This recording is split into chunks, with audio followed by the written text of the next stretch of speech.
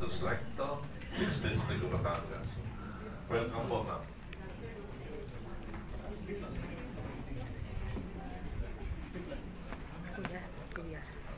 Kuya, excuse me. The Honorable Vilma Santos-Recto. Thank you, Mr. Chair. Magandang tanghali po sa lahat. I would like to ask question directly to the Regional Director of DOLE, CR. Ma'am, since nakita niyo na po yung report, nakita niyo mga violations, gusto ko na po itanong, ano na pong status ng case na file na po ba against sa production outfit at anong status ngayon kung nasaan na ang case natin against the company? Thank you po. Thank you, Mr. Chair. Thank you, Your Honor. First, we already issued an order imposing fine against GMA and its contractors because it is solidarity liable po ang GMA at yung kanyang mga contractors. And we impose a fine of 890,000 po for the 3 violations that I mentioned before, that is no safety officer, no certified first aider, and non-reporting of the accident. And the GMA and some of its contractors appealed to the Office of the Secretary po. So nasa Office of the Secretary na po yung kaso. But on one part, tapos na po sa DOLE and CR at pinorward na po namin lahat ng records for review po ng ating kalihim ng labor on that. Ganun na po ba kaliit? 800,000 yung penalties doon? Yes, sir.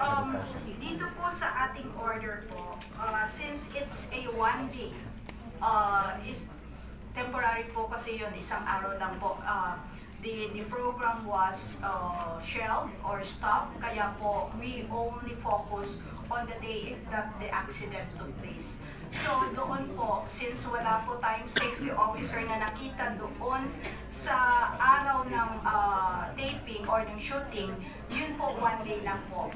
And then doon sa no certified first aider, isang araw din po. So yun din po yung ating pinatawan. So yung kanilang non-reporting of accident, doon po tayo medyo per day po tayo in-impose until the time that they reported kasi may delayed po yung reporting.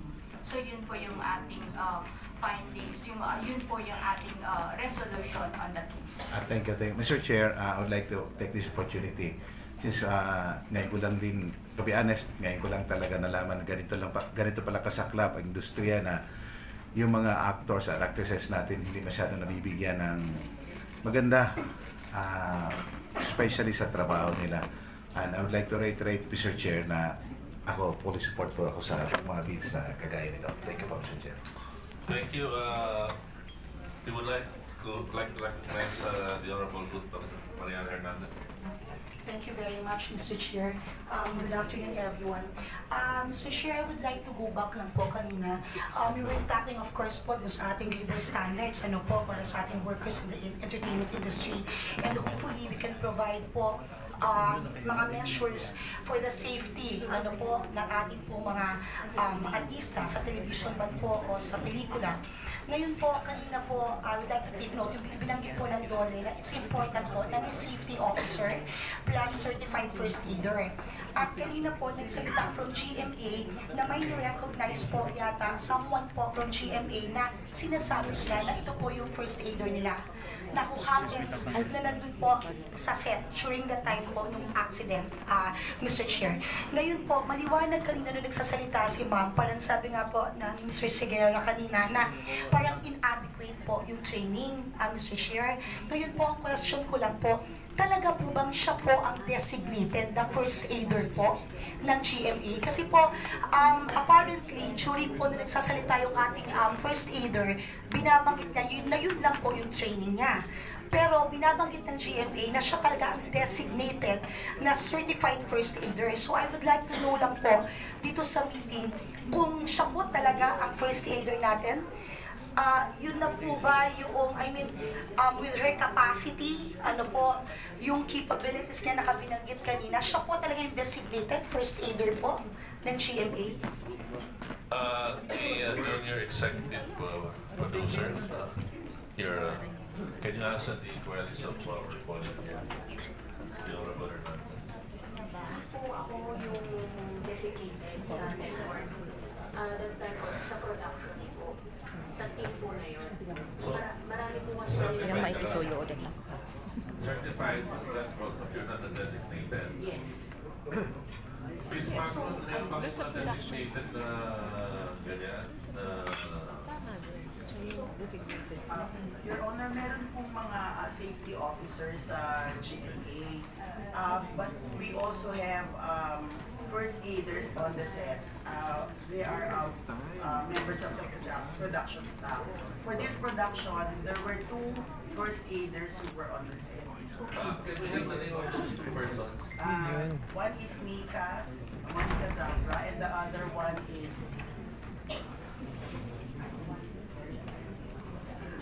So Mr. Chair, the other one is Jeff. so Mr. Chair, what she's telling po, first aider po si Ma'am. Siya po ba si Ma'am Mika? So, Ma'am Monica Safra. Ma'am Monica, yeah. So, she's a first, Mr. Chair. So, she's a first aider po. She's a first aider po, ma'am. Yun lang po yung gusto ko malaman po. Kasi, ang report ng Dole po a while ago, wala pong certified first aider sa SEP. But now po, ang GMA po sinasabi na may first aider po sa SEP. Kaya po, tinatanong ko po, si Ma'am Nika po ay first aider. Okay.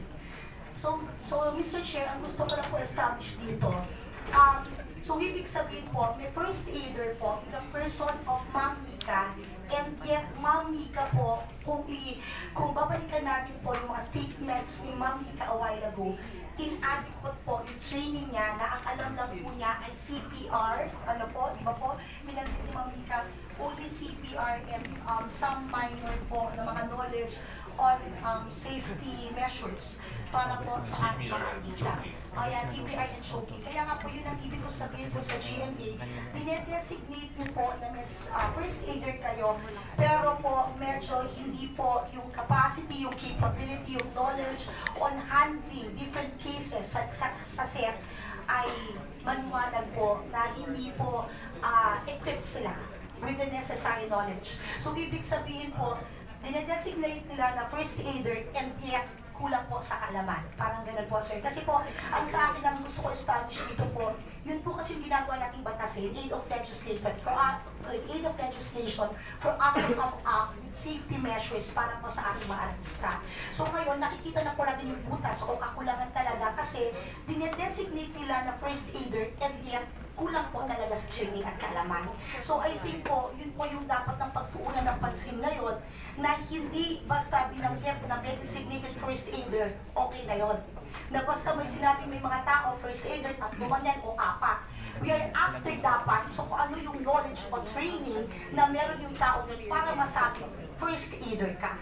So that you can respond to different cases or mga aksidente na mayroon sa set. Yun po sa akin. At gusto ko lang po i-stress na importante yung binabanggit ni Mr. Chairman a while ago, na importante po malaman at makausap ang doktor na sumuri kay Sir Eddie Garcia. Kasi po ang importante mag-take note natin dito, kung nagkaroon ba ng early intervention, kung doon pa lang sa set ay mayroon na po talaga na marunong at capable talaga ang mag-respond na safe kaya si Sir Eddie Garcia.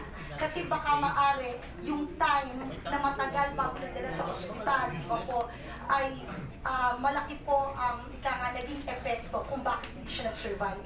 Kasi kung merong early intervention at may marunong sa set at nagawa kaagad yung first aid, baka mas tumaas ang survival rate doon po kay Sir Eddie. Yun lang po yung sa akin, Sir. Thank you, the Honorable Ruth Hernandez. Ma'am Ruth, di ka baptista dati? Baptistahan ka naman. May we now recognize the Honorable Arlene Rosas. Thank you, Mr. Chair. A few questions lang po. Sa GMA particular, yung sinasabi po ninyo na designated safety officers, ilan po ba talaga yung total ng designated safety officers ng GMA7?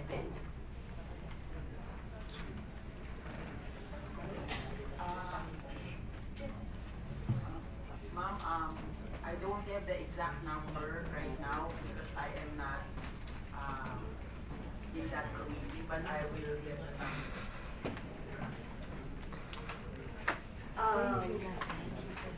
Actually, sunod pong tanong doon, tatanong ko sana kung ilan yung competency certification ng mga designated safety officers natin. Now, dahil hindi nyo po masagot yun, baka pwede pong mag-submit na lang ito. Pero importante po yun, dahil ibabalik ko po sa DOLE yung usapin na ito. Kailan po huling nag-inspect ang DOLE sa GMA7? Because it is the duty of DOLE kung meron bang designated officer o nagpapatupad ba ng batas natin sa OSH ang mga kumpanya, ang mga at kung may kontrata sila. Diba? Thank you, Your Honor. As regards the last inspection we conducted at GMA is in last 2018 po. That was in 2018. What is the findings nung ano? Nag-comply naman po sila as regards safety officer. But yun nga po, as regards dito sa specific case ni Mr. Eddie Garcia, yun sa work site, there was no, we don't, ang findings po namin, wala yung trained talaga safety officer. Oh yes, it is very important po kasi sa section natin ng 2018, kailangan may workers competency certification, tapos meron doon nakalagay na an occupation shall be considered critical when yun po yung nakalagay, the performance of the job affects the people's lives and safety. Job involves the handling of tools, equipment, and supplies na apparently merong mga wire doon. The job requires relatively long period of education and training. Consistent po yun dapat kung sino yung designated safety officer ninyo, di syempre matagal po siya sa industriya. Hindi rin po pwedeng contractual dapat siya kasi regular worker dapat siya ng GMA7. Kaya po natin sinasabi na dapat managot dito ang kumpanya particular dahil mismo yung kumpanya kung wala siyang mechanisms para doon, hindi siya tumutupad sa occupational safety and health law standards na ipinasa natin. Kaya po natin ito pinasa ng nakaraan, makikita natin kung paano ito ipinatupad. Apparently, doon sa pagpapatupad, saka doon sa inspection and everything, may mga kakulangan po doon. No? Maaari pong malaman kung ano din yung makakuha ng kopya ng 2018 na ano ninyo, report ninyo. Yes, Your Honor. Kasi you said, meron silang nag-comply sila eh. Pero even kayo, maaari nyo pa bang sabihin kung ilan ang designated safety officer ng GMA7? I have yet to check our records, Your Honor, as regards ilan po ang kanilang safety officer. Okay. And we will submit to the committee. Now, Mr. Chair, I would also like to ask kung sa designated safety officers nila, nakakontrata po ba ito? Yes, nakakontrata po ba ito? At kung may kontrata ito, sino-sino ang mga nakakontrata dito para makita natin, Mr. Chair? Polygon Safra, you are the designated safety officer of the can you respond to the queries of our colleague here? Your Honor, I'm not the designated safety officer. Okay. You're not designated, so you were just the one that's certified. Tama po ba? Yun ka.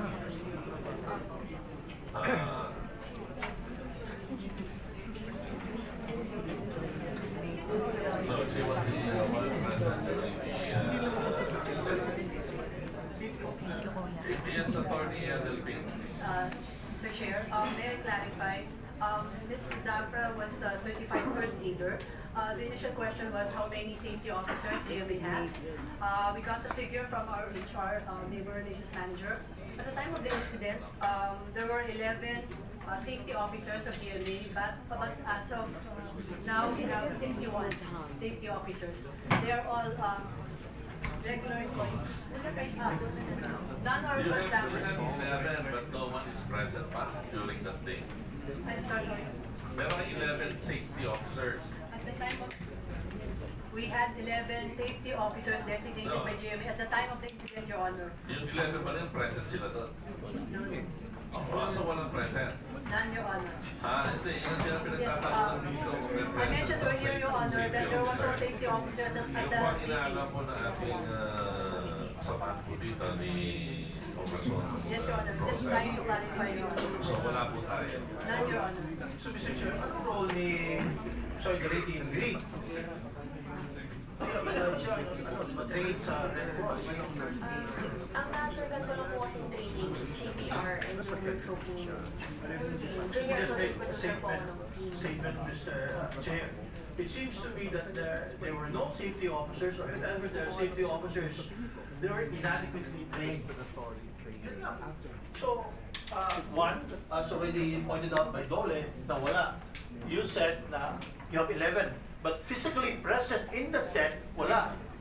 Medyo misleading yun eh. That's why you say wala at that time. Okay?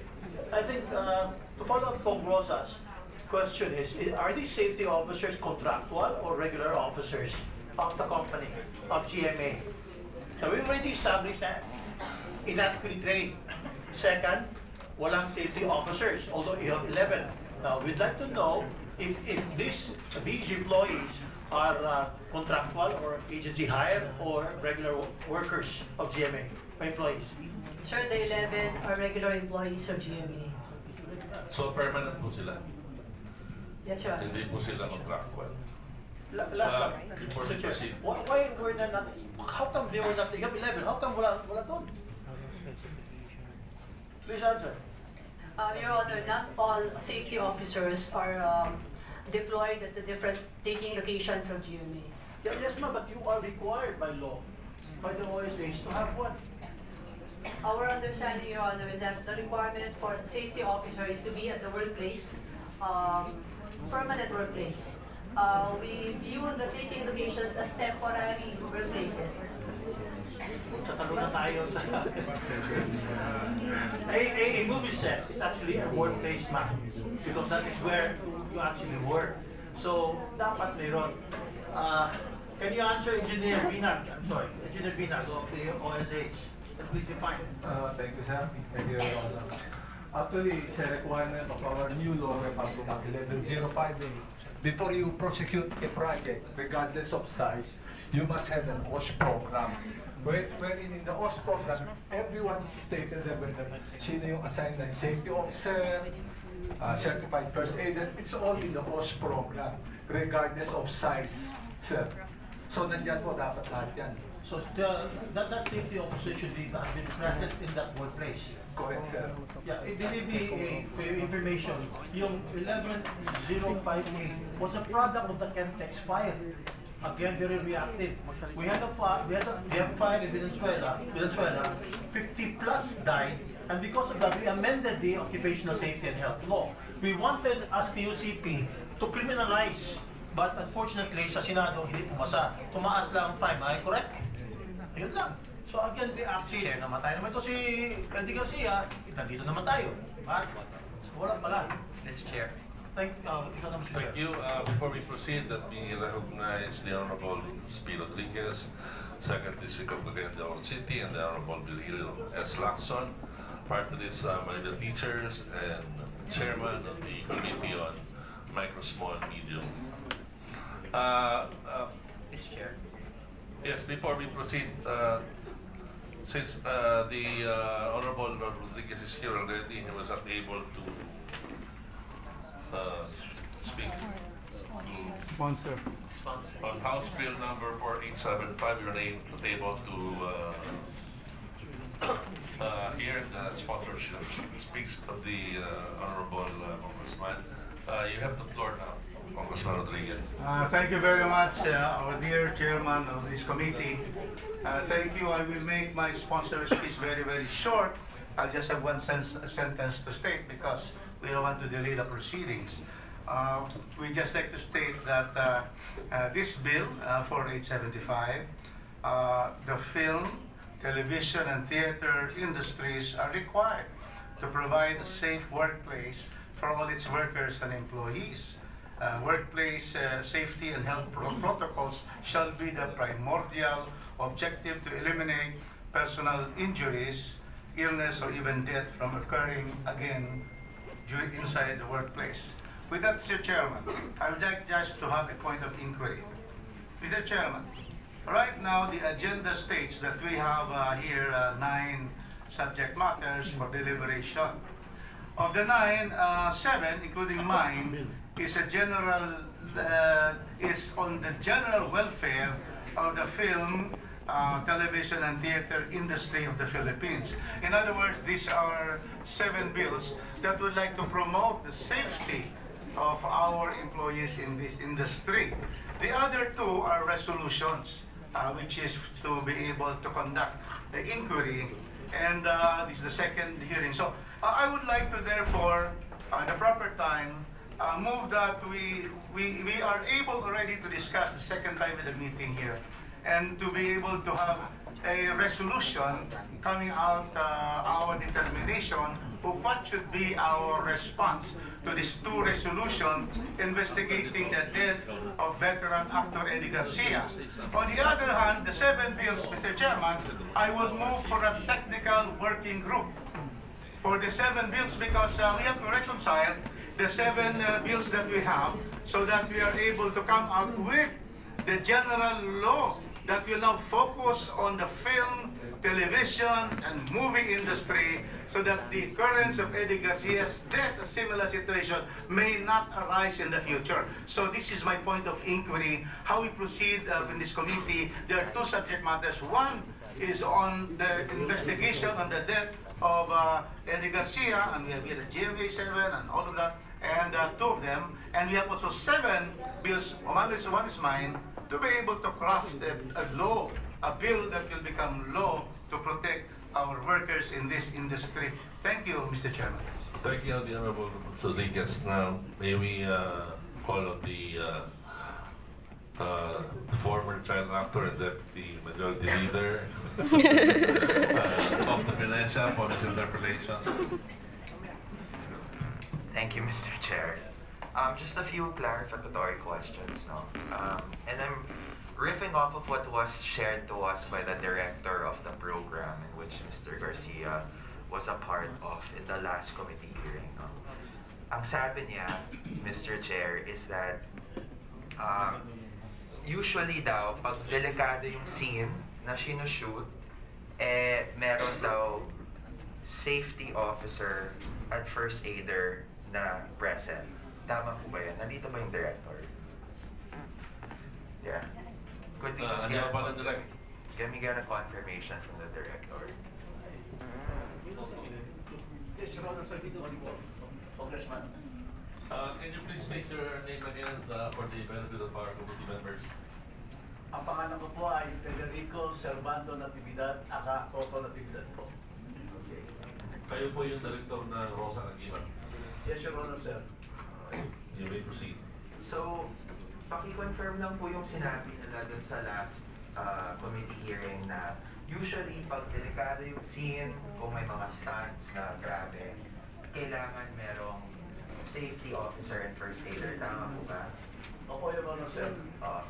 And yung scene, kung saan unfortunately pumanaw po yung aming minamahal na Mr. Eddie Garcia, is not the kind of scene na delikado i-shoot. Tama po ba? Opo, sir, hindi po delikado, sir. Ano po ba yung mga scene na i-shoot sana dun sa Tondo nung araw na yun? Yun po ay sugod nila Sir Eddie Garcia sa bahay ng kalaban niya. So susugod siya sa bahay ng kalaban. Si Direk Toto Natividad. And you mentioned also na magkakaroon ng Toto Natividad po. Tama ba? I'm shooting close-up shots na po nung nangyari yung incidente. Yung po nakita po natin, shot po yun ng cellphone camera. Ang camera frame ko po ay close-up lang po. So, tama tama ba yung naihinuha ko dun sa sinabi ng director na parang ang nangyayari, nagiging call po ng director or personalo ng director kung magkakaroon ng safety officer at first aider or Hindi lang po ang director, sir. Pati po ang production, sir. production meaning yung production company na hinire ng GMA or yung GMA mismo? GMA po mismo, sir. Okay. So ano po ba yung setup nung production nung teleserye po ba yan? Opo, Your Honor, Ano sir. po ba yung setup? Like, GMA yung nagre-produce, GMA yung nagbabayad. Opo, sir. Tapos, may production company na ina-outsource to put that show together or everything goes back to GMA? Sa GMA po siya lahat po, sir. Okay, so meaning to say, yung mga regulations na pinamumunahan ng DOLE as a result dun sa batas na naipasa yung OSHA, ang liable po doon is yung GMA. Tama? So, nabanggit po kanina na may 11 safety officers ang GMA at the time of the shooting of that episode. Tama po ba? May we hear from GMA to confirm the statement?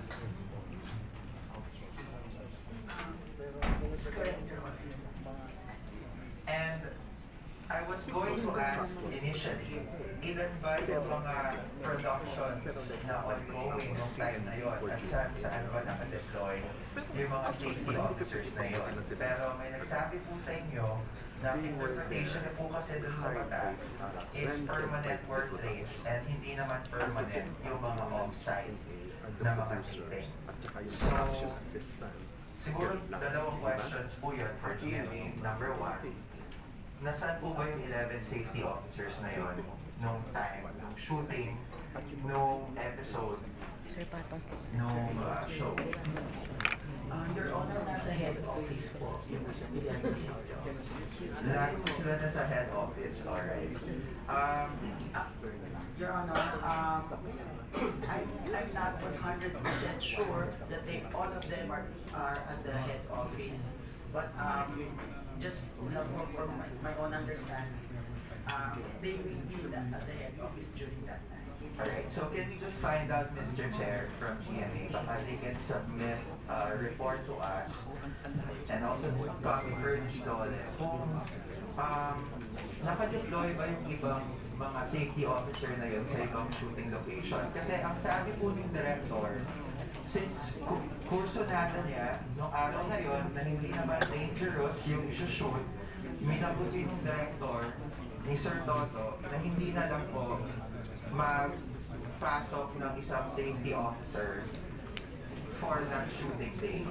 Kasi hindi naman delikado yung isushoot in his words. Tama po ba, Sir Toto? Hindi po delikado yung eksena, sir. So meaning hindi kailangan ng safety officer sa inyong palagay? Opo, sir. Oo. So siguro yan yung parang nakagawian, no? Yan yung nakagawian sa TV and film industry all these years prior to an OSHA regime. But maybe know, Mr. Chair from DOLE, hello DOLE, alright. Maybe know, Mr. Chair from DOLE, if regardless of whether or not the scene is dangerous or has a lot of stunts, that a safety officer needs to be present. Yes, Your Honor. Because specifically, as regards, it is the contention that even if it is a temporary work site, it is covered by the OSHA. Yeah. So, and the law states that the workplace refers to any site or location where workers need to be present or to go to by reason of their work and which are under the direct or indirect control of the employer, including but not limited to work areas, employee lounges and restrooms, conference and classroom spaces, employee cafeterias, hallways, and emergency access. So all temporary taping locations are considered as workplaces within the ambit of Republic Act number 11058, and that is in the our resolution. So, Mr. Chair, given that very, very clear provision in the OSHA law, is that not clear to GMA that there should be a safety officer in all areas, regardless of whether it's the GMA headquarters in Kamuning or some off-site location where shooting is being undertaken? Is that not clear to GMA? Self-employed po ako.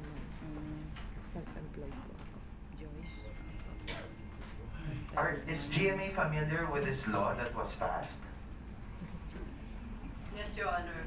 But we would like to explain lang the peculiarity of the production of a network, not only of GMA, I suppose other broadcast networks. At the time, last year, Your Honor, at the time of the incident, there were at least 12 drama programs being produced by GMA. And for each drama program, there would be at least 4 different locations taping at the same time. And we're only talking about entertainment drama programs. In addition to that, we would also have locations, taping locations for comedy series. We also have news coverages in different areas. And for news coverage, there would be at least 3 members of news group. So you can imagine, Your Honor, the sheer volume or number of workplaces at the same time. Yeah. So you're saying that there are just simply so many shooting that's happening at the same time, and GMA did not have enough resources to comply with this law. Is that what you are implying? Your Honor, what we understood, Your Honor, is that the requirement of the law at the time, or as we understood it when it happened, is that it was limited only to permanent workplaces.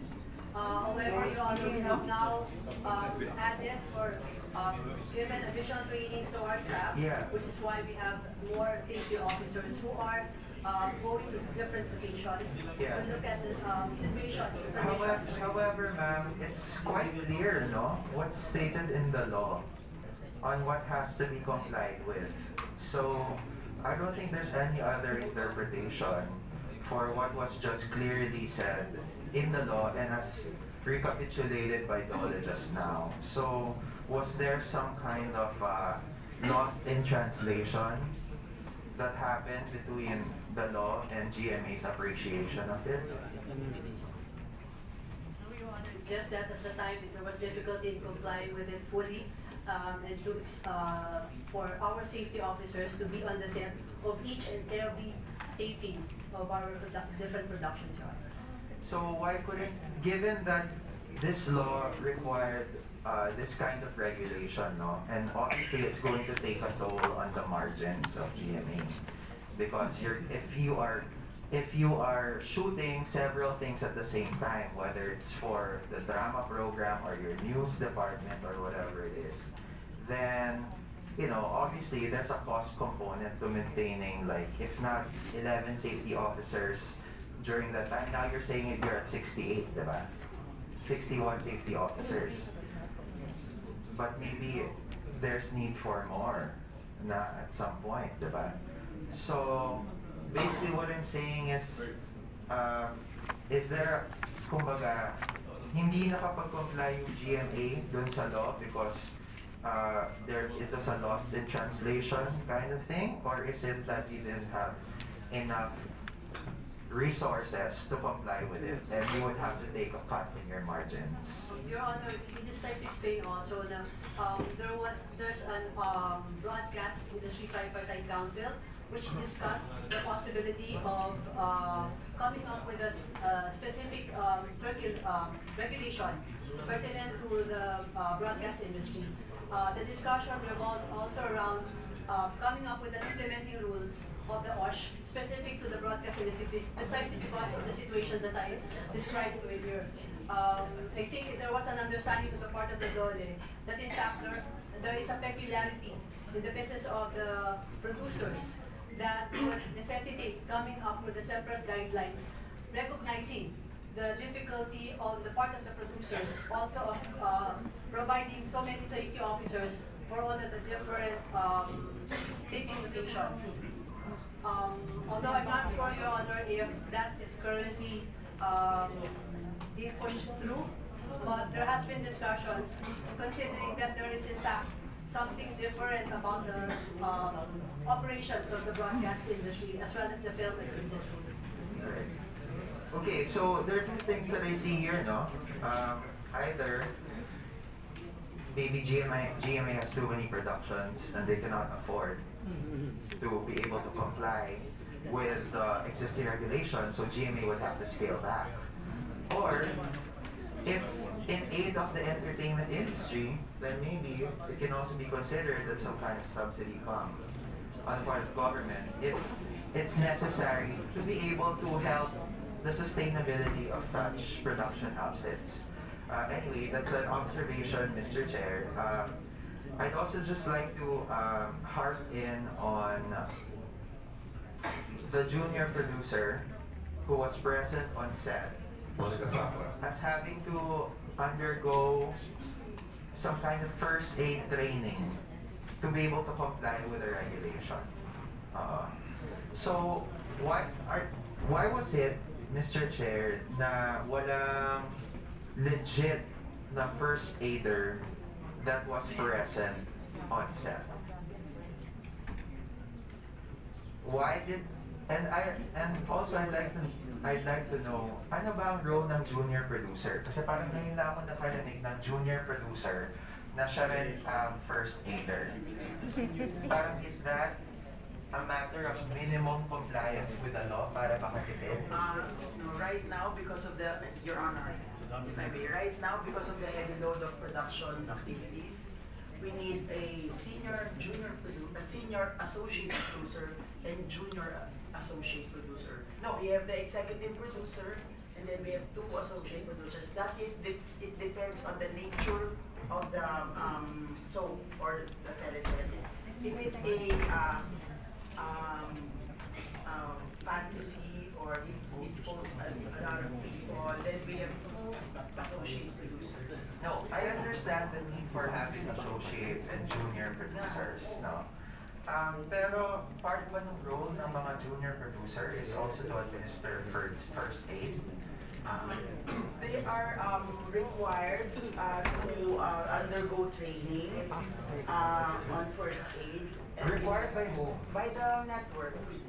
By the network? Because we have to, we were advised by our HR department that members of the production staff should undergo training on first aid.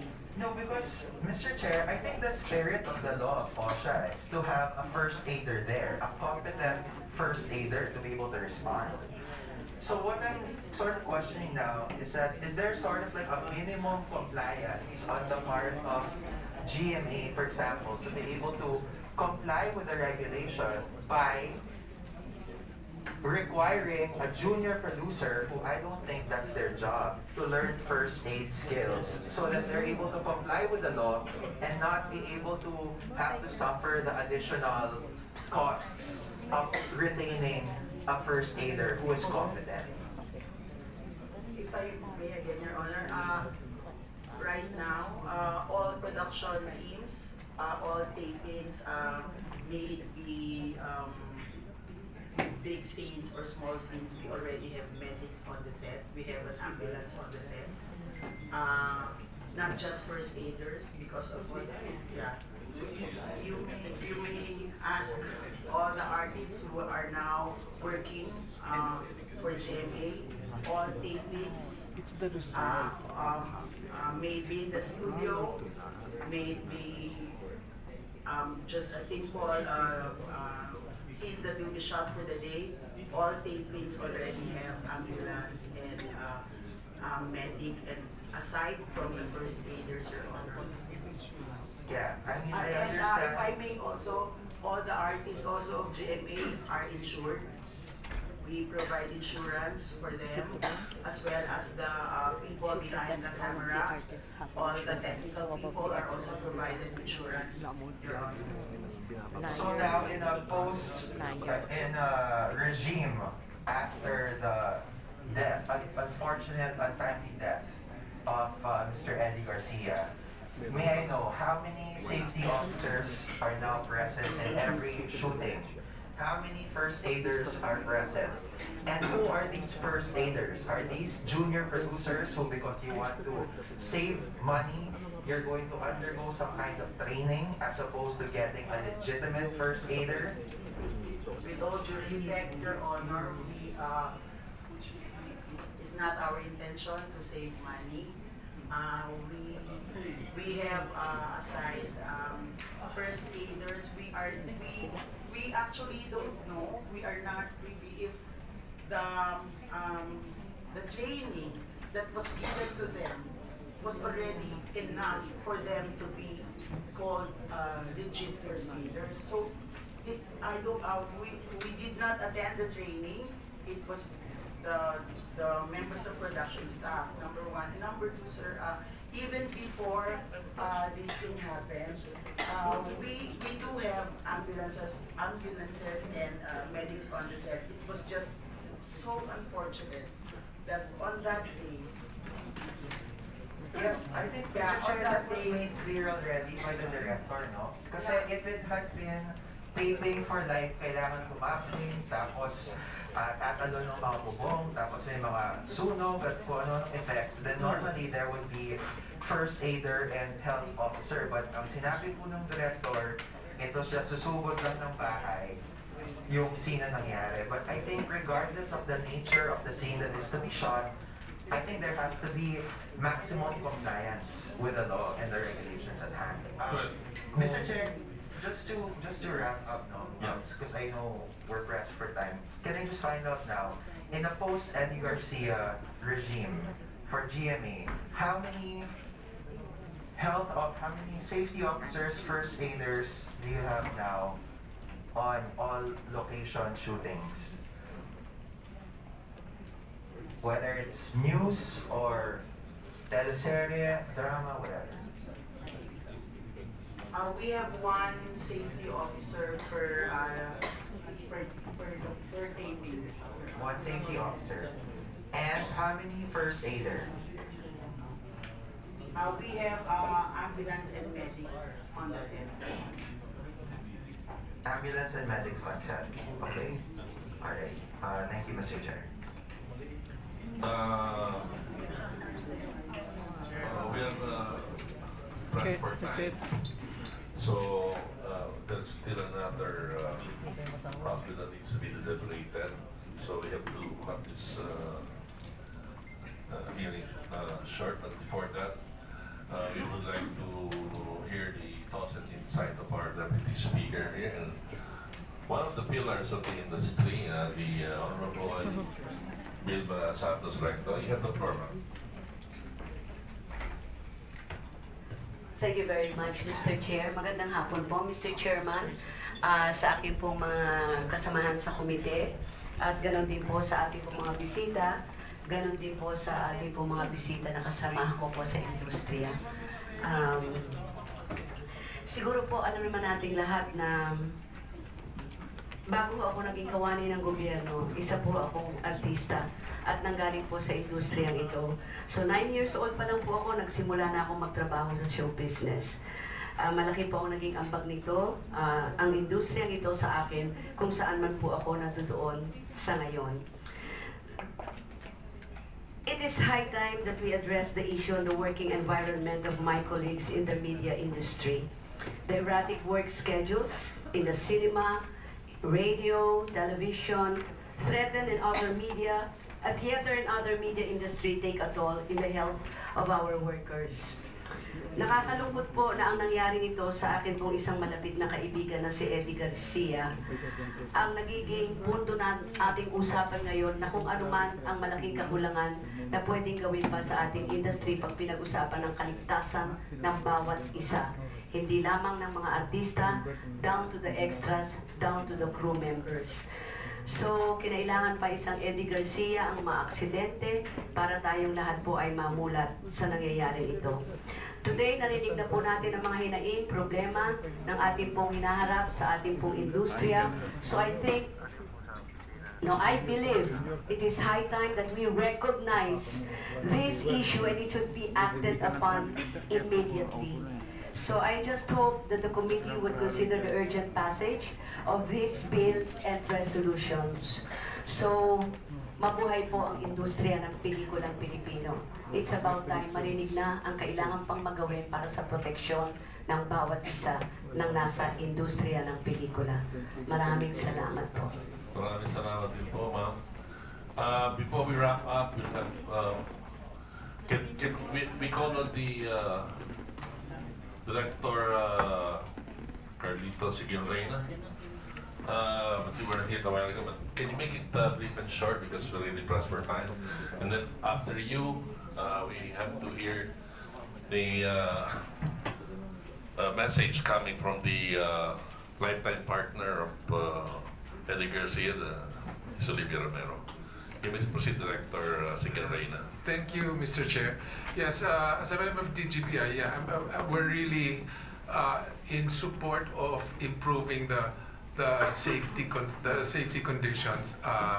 In fact, the DGPI has been working closely with this with the office with Congressman Romero, the staff of Congressman Romero, in coming up with we've submitted our proposals, our categories for improving safety. This is partly also because of we've been working with the FDCP on coming up with guidelines. This is partly also from my own experience as faculty member of New York University, the film department, which was founded in around 1965.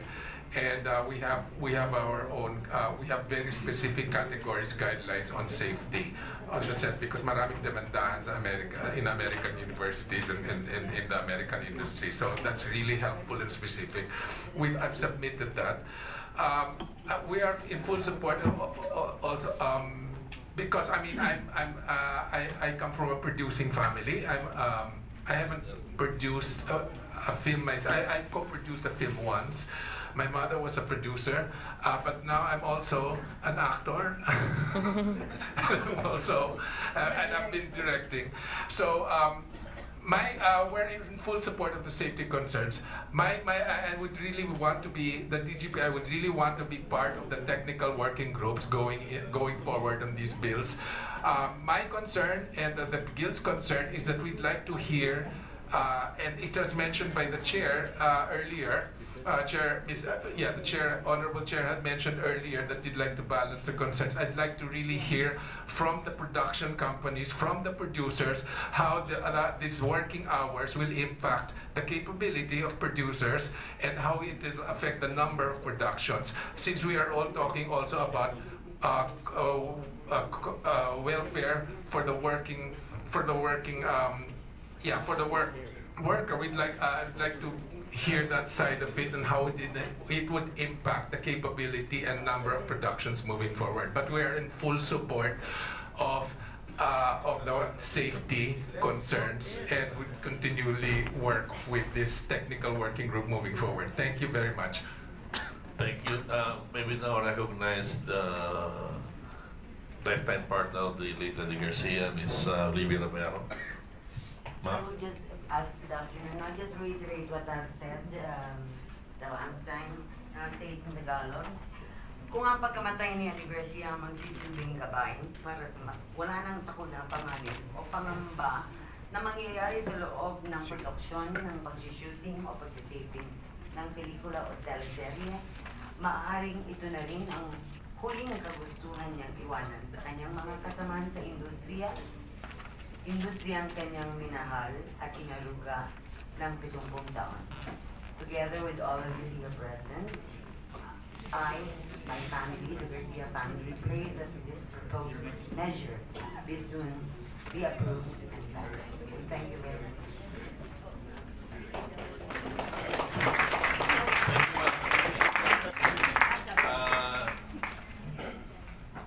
Before we end the hearing on this topic, I would like to give the floor to the Honorable Lagman, who would like to recount the numerous bills pertaining to the untimely demise of Eddie Garcia. Thank you, Mr. Chairman. Let me just make a recap of what have been established so far. One, no security officer and or trained or qualified force aider was present at the location where the fatal incident happened, resulting to the eventual death of Mr. Garcia. Two, the understanding of the management of JB7 of the pertinent employees that the security officers are only required in the regular working place, not on location. But this is contrary to the spirit and language of the law. Three, Red Cross trained force aiders of JB7 only for 1 day and for a limited purpose. And number four, there was no timely report by JB7 to the Dole with respect to the fatal incident. Thank you, Mr. Chairman. Mr. Chairman. Mr. Chair. Yes, the Honorable Rodriguez. Yes, we have already had 2 hearings on this, mainly on the 2 resolutions investigating the death of our beloved Eddie Garcia. And so with the recap of our distinguished Congressman from AWPI, we therefore would move that the committee secretariat be able to prepare already, terminate this, the hearings on the resolutions, and already prepare the committee report, which will be approved by this committee. And secondly, that the subcommittee on labor standards, headed by the debonair Congressman Mendoza, would be able to already meet on the 7 bills, where we have already the position papers of the different stakeholders here, so that we can already finalize the bill that will really protect the entertainment industry, film, theater, and television, to assure that we are able to have a law that will really protect all the workers in the industry. Thank you, Mr. Chairman. Thank you, the Honorable Rodriguez. Mr. Chair. Yes, Honorable Taduranya recognized. Yes, thank you, Mr. Chair. And I move to refer the 9 bills, including my bill, and resolutions to the subcommittee and labor standard, Mr. Chairman. There is a motion to come up with the consolidated substitute bill under the subcommittee chaired by our vice chairman here. That's what the Congressman Rodriguez said, the debonair Raymond Mendoza. But aside from Raymond Mendoza being the co-chair, I would like to appoint Deputy Majority Leader Top de Venecia to be the co-chair. Are there any objections? Yeah, just an amendment, Mr. Chairman. The Yes. referral to the labor standards will be the 7 bills, because this is the one we're going to deliberate. Because for the 2 resolutions, there is already a recap. In fact, there is already some findings from some members. And this could be now a product, it will be a committee report already. So 7 bills will be referred to the Labor Standards Committee, chaired by Congressman Mendoza and Top de Venecia, while we are going to already come out already with the resolution, the committee report on the 2 resolutions investigating the death of Eddie Garcia. Duly noted. Thank you, Mr. Chairman. Honorable Rodriguez. So only the 7 bills will be assigned to the subcommittee, and we will the Honorable Mendoza promised that in 2 committee hearings, subcommittee hearings, they will come up with a substitute bill, which will be subsequently approved in this committee for quotation in the plenary. Before everything else, I would like to thank all our invited guests, and hopefully most of you will be able to attend the subcommittee hearing so that we can craft a bill that is really worthwhile, and likewise something that can really protect the standard working conditions and safeties of all personnel that are in the entertainment and film industry. Thank you. Maraming salamat po. We'll take a break and then we'll proceed to the deliberation of House Bill number 5701, seeking to establish an unemployment labor assurance mutual fund, drafted by the representative of Manila Teachers, the Honorable Virginia S. Lacson. Thank you.